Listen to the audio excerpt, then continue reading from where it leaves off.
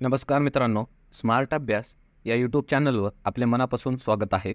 आज दिनांक 23 जुलैच्या ज्या काही महत्त्वाच्या चालू घडामोडी असणार आहेत त्याचा अभ्यास या व्हिडिओच्या माध्यमातून आपण आज करणार आहोत.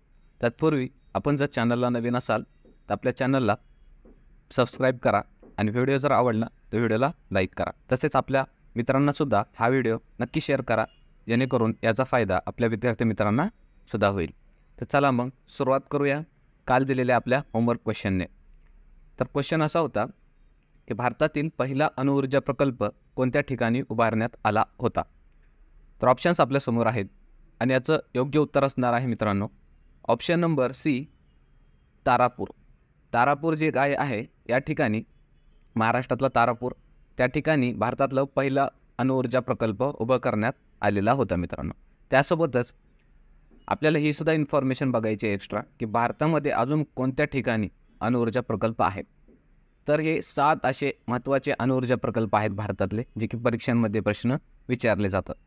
तर ते कोणते आहेत तर तारापूर महाराष्ट्रामध्ये आहे, रावतभाटा हे राजस्थानमध्ये आहे, कल्पकम आणि कुडनकुलम हे तामिळनाडू या जिल्ह्यात आहे राज्यात आहे, नरोरा उत्तर प्रदेशमध्ये आहे, काक्रापारा गुजरातमध्ये आहे आणि कैगा कर्नाटक राज्यामध्ये आहे.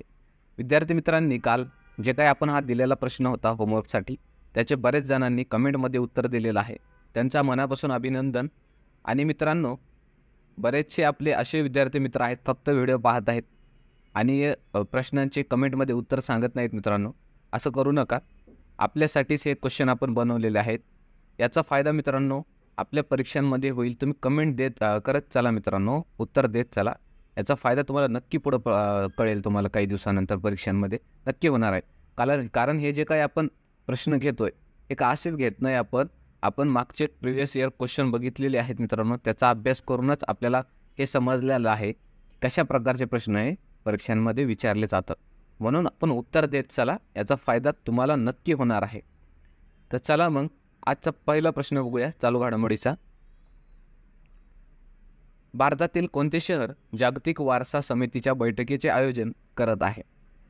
ऑप्शन्स आपल्यासमोर असणार आहेत आणि याचं योग्य उत्तर असेल मित्रांनो ऑप्शन नंबर ए, नवी दिल्ली. नवी दिल्ली हे जे शहर आहे ते जागतिक वारसा समितीची जी बैठक होणार आहे त्याचं आयोजन त्या ठिकाणी केलं जात आहे. त्याविषयी थोडी माहिती बघूया. आता हे का महत्त्वाचं आहे आपल्यासाठी, कारण पहिल्यांदाच अशा प्रकारचं भारतामध्ये आयोजन होत आहे, म्हणून ही घडामोड आपल्यासाठी महत्त्वाची आहे. पहिल्यांदाच होत आहे. याचं चिन्ह काय असणार आहे या बैठकीचं तर चिन्ह मित्रांनो हम्पी स्मारक जे आहे कर्नाटकामध्ये ते ठरवण्यात आलेलं आहे आणि या समितीमध्ये एकूण 21 सदस्य असणार आहे. बैठकीत चर्चेचे मुद्दे काय असणार आहेत तर वर्ल्ड हेरिटेज फंडमधील जे काही पैसे असणार आहेत ते कोणत्या देशाला द्यायचे व किती द्यायचे हे त्याच्यामध्ये ठरवलं जातं. तसेच कोणत्या देशातील कोणत्या स्थळांना वर्ल्ड हेरिटेज साईटचा दर्जा द्यायचा ते ठरवलं जातं. तसंच भारतामध्ये जर बघितलं तर आपल्याला हे पण माहीत पाहिजे युनेस्कोचे जागतिक वारसा स्थळ किती आहेत तर एकूण 42 जागतिक वारसा स्थळ भारतामध्ये आहेत. त्याच्यातले कमीत कमी आपल्याला महाराष्ट्रातले तरी माहीत पाहिजे. महाराष्ट्रामध्ये 3 आहेत. एक आहे वेरूळ लेणी, त्यानंतर अजिंठा लेणी आणि एलिफंटा लेणी. त्यांचे वर्षसुद्धा आपण दिलेले आहे. त्यांना कधी जागतिक वारसा स्थळांच्या यादीमध्ये समाविष्ट करण्यात आलेला आहे. वेरूळ आणि अजिंठा लेण्यांना 1983ला हा दर्जा मिळाला. एलिफंटा लेण्याला 1987 या वर्षी. मित्रांनो, हे आपल्याला एक्स्ट्रा इन्फॉर्मेशन लक्षात ठेवायची आहे. हे परीक्षांमध्ये विचारलं गेलेलं आहे मित्रांनो. जागतिक वारसा स्थळांवर भरपूर साऱ्या परीक्षांमध्ये प्रश्न आहे. पुढचा प्रश्न असणार आहे, नुकतेच पद्मश्रीने सन्मानित कमला पुजारी यांचे निधन झाले, त्या कोणत्या क्षेत्राशी संबंधित होत्या. ऑप्शन्स आपल्यासमोर असणार आहेत आणि याचं योग्य उत्तर असेल ऑप्शन नंबर सी, त्या कृषी क्षेत्राशी मित्रांनो संबंधित होत्या. थोडीशी त्यांच्याविषयी माहिती बघणार आहोत की या ओडिसा राज्याच्या रहिवासी होत्या आणि त्यांनी ऑर्गॅनिक ॲग्रिकल्चरला प्रोत्साहन दिल्याबद्दल त्यांना पद्मश्री पुरस्काराने सन्मानित करण्यात आलेलं होतं. त्यांनी खूप साऱ्या अशा लुप्त होत चाललेल्या ज्या काही बिया आहेत त्याचं संवर्धन केलं, जतन केलं. त्यांच्या ह्याच कार्यासाठी भारत सरकारनं पद्मश्री दिलेला आहे त्यांना. तसेच मित्रांनो, आपल्या महाराष्ट्रातली सुद्धा एक व्यक्ती आहेत राहीबाई पोपरे, ज्या की अहमदनगरच्या आहेत. त्या पण आपल्याला लक्षात ठेवायच्या आहे. का लक्षात ठेवायचं आहे, कदाचित आपल्याला परीक्षेमध्ये असं सुद्धा फिरवलं जाऊ शकतं की या तर आपल्याला माहीत आहेत, कमला पुजारी, पण राहीबाई पोपरे या माहीत आहेत का नाही, की ते पण आपल्याला चेक केलं जाऊ शकतं. म्हणून हे आपल्याला लक्षात ठेवायचं आहे की राहीबाई पोपरे ज्या अहमदनगरच्या आहेत त्यांना सीड मदर म्हणून ओळखलं जातं. त्यांनी अनेक देशी जातीच्या ज्या बिया असतात त्याचं संवर्धन करून स्वतःजवळ ठेवलेलं आहे आणि अशी त्यांनी त्यांच्या घरामध्येच एक सीड बँक तयार केलेली आहे मित्रांनो. त्यांनासुद्धा पद्मश्री या पुरस्काराने सन्मानित करण्यात आलेलं आहे आणि या महाराष्ट्रातले आहेत, म्हणून आपल्याला लक्षात ठेवायचं आहे. या दोन्ही व्यक्ती लक्षात ठेवायचं आहे. त्यानंतर पुढचा प्रश्न असणार आहे की नुकतेच UPSCच्या अध्यक्षांनी पदाचा राजीनामा दिला आहे, त्यांचे नाव काय?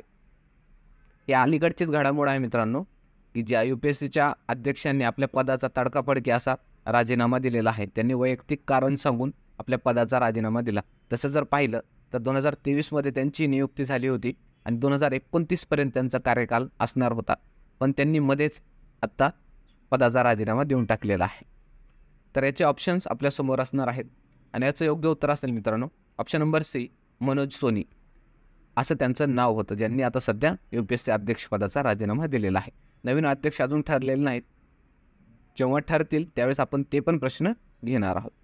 त्याविषयी थोडी माहिती लक्षात ठेवायची आहे. UPSC जो काही आपला आयोग आहे त्याच्याविषयी लक्षात ठेवायचं आहे की हा एक संविधानिक आयोग आहे मित्रांनो. संविधानिक आयोग काय असतो की ज्याची तरतूद ही आपल्या ऑलरेडी संविधानामध्ये किंवा राज्यघटनेत केलेली असते कलमांसहित, ते असतं संविधानिक आयोग. तर UPSCसाठी कलम काय सांगितलेलं आहे, कलम 315 ते 323 मध्ये याच्या तरतुदी आहेत. तसंच आपलं राज्यातलं जे MPSC आयोग आहे त्याच्याविषयी जर बघितलं, हा पण संविधानिक आयोग आहे. याचे पण कलम 315 ते 323 मध्येच याबाबतीत तरतुदी देण्यात आलेल्या आहेत. आणि महाराष्ट्रातील MPSCचे अध्यक्ष कोण आहेत हे पण आपल्याला लक्षात ठेवणं गरजेचं आहे. त्यांचं नाव आहे रजनीश शेठ. हे महाराष्ट्र लोकसेवा आयोगाचे सध्या अध्यक्ष आहेत. हे सर्व इन्फॉर्मेशन आपल्याला लक्षात ठेवायचे आहे. पुढचा प्रश्न असणार आहे मित्रांनो, तत्पूर्वी आपला व्हिडिओ तुम्हाला कसं वाटत आहे ते कमेंटमध्ये सांगा. जर व्हिडिओ आवडला तर लाईक करा मित्रांनो. अशाच नॉलेज कंटेंटसाठी आपल्या चॅनलला सबस्क्राईब करा, व्हिडिओला लाईक करा आणि मित्रांनासुद्धा हा शेअर करा, जेणेकरून त्यांचा फायदा आपल्या विद्यार्थी मित्रांनासुद्धा होईल. चला मग प्रश्न काय असेल पुढचा, की भारतातील पहिली ट्रान्सजेंडर सब इन्स्पेक्टर कोण बनली आहे? ऑप्शन्स आपल्यासमोर असणार आहेत आणि याचं योग्य उत्तर असेल मित्रांनो option number D, Madhavi Madhu Kashyap ही भारतातली पहिली ट्रान्सजेंडर सब इन्स्पेक्टर बनलेली आहे. पुढचा त्याविषयी माहिती बघणार आहोत.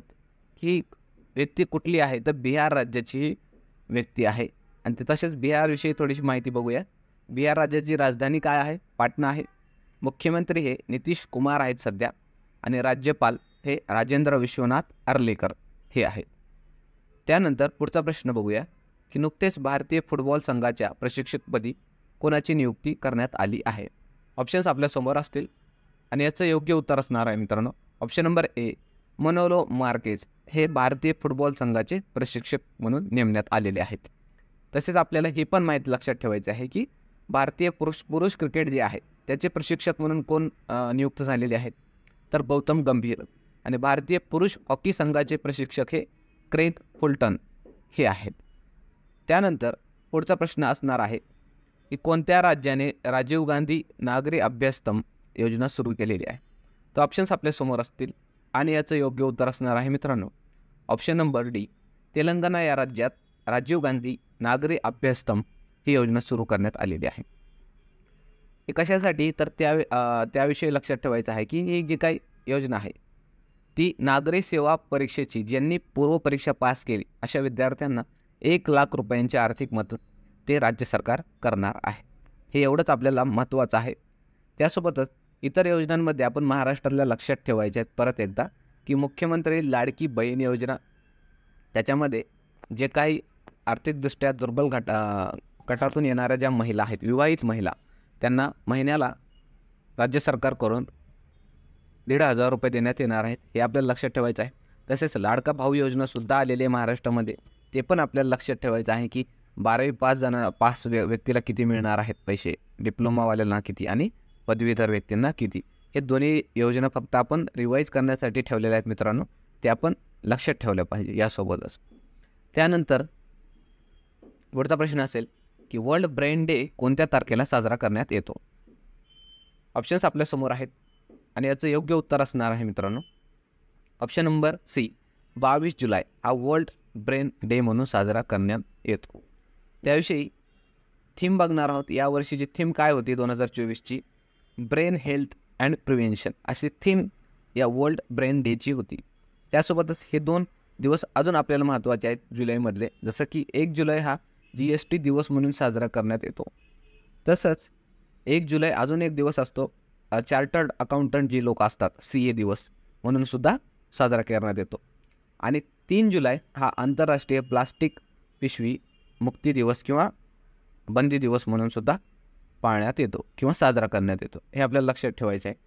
त्यानंतर पुढचा प्रश्न असणार आहे, हे जे काही महत्त्वाच्या मित्रांनो आपण चार्ट दिला आहे हे IMP रिव्हिजनसाठी आपण शेवटी ठेवलेलं आहे. तर ते ज्या महत्त्वाच्या ज्या काही पुरस्कार वगैरे झालेले आहेत मागच्या या वर्षामध्ये ते आपल्याला परीक्षांमध्ये 100% यावर प्रश्न येणार म्हणून हे आपण चार्ट दिलेला आहे. या ठिकाणी हे आपण रिव्हिजन पर्पजसाठी ठेवला आहे. जसं की याच्यामध्ये मिस वर्ल्ड कोण आहे विचारलं तर क्रिस्टिना पिचकोवा जी की चेक रिपब्लिक या देशाची आहे. आणि ही मिस वर्ल्ड जी काही स्पर्धा झाली होती ती आपल्या महाराष्ट्रातील म्हणजे भारतात झाली 28 वर्षानंतर मुंबई या ठिकाणी, म्हणून ही महत्त्वाची घडामोड आहे आपल्यासाठी. त्यानंतर मिस युनिव्हर्स हे शेनिस पलासियो ही आहे. ज्ञानपीठ पुरस्कार रामभद्राचार्य आणि गुलजार यांना देण्यात आलेला आहे.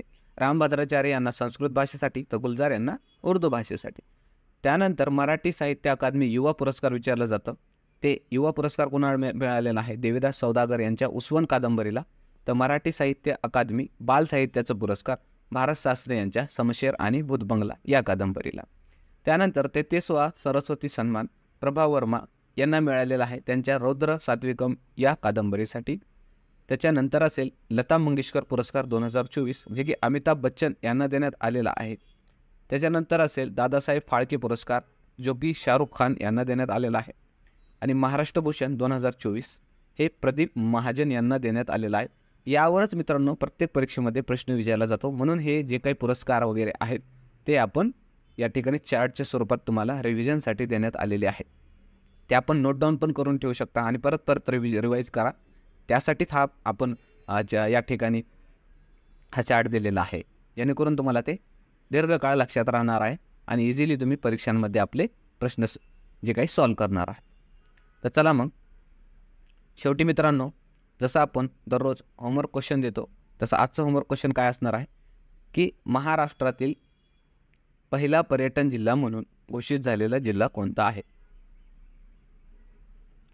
ऑप्शन्स आपल्या समोर आहेत आणि आपलं याचं जे काही उत्तर आहे मित्रांनो ते आपण सर्वांनी आता कमेंटमध्ये सांगायचं आहे. मित्रांनो बरेच जण उत्तर देत आहेत पण काही लोक हे उत्तर देत नाहीत कमेंटमध्ये. उत्तर देत चला मित्रांनो, तुमच्यासाठीच हे प्रश्न आपण फ्रेम केलेले आहेत, बनवलेले आहेत. याचा फायदा तुम्हाला नक्की पुढच्या येणाऱ्या परीक्षांमध्ये दिसून येईल.